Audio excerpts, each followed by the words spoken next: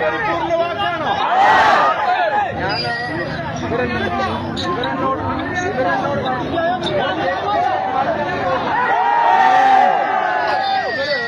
ഇവരെന്നോട് പറഞ്ഞു നമുക്ക് തൃക്കരിപ്പൂര് മുതൽ നീലേശ്വരം വരെ റോഡ് ഷോ ഉണ്ട്.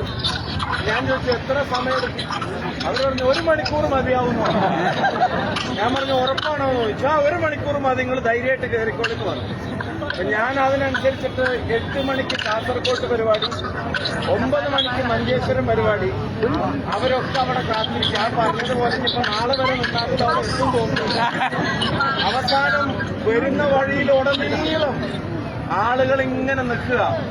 പാർട്ടി പ്രവർത്തകരും മുന്നണി പ്രവർത്തകരും മാത്രമൊന്നുമല്ല, റോഡിന്റെ 2 സൈഡിലും ജനങ്ങൾ ഇങ്ങനെ ഇറങ്ങി നിൽക്കുക. സ്ഥാനാർത്ഥിയെ കാണാൻ, അഭിവാദ്യങ്ങൾ അറിയിക്കാൻ, പിന്തുണ അറിയിക്കാൻ, ജയിക്കുമെന്ന് പറയാൻ, ജയിപ്പിക്കുമെന്ന് പറയാൻ. ഞാൻ ഒരു കാര്യം ശ്രദ്ധിച്ചു, അതിന് ജാതിയില്ല, മതമില്ല.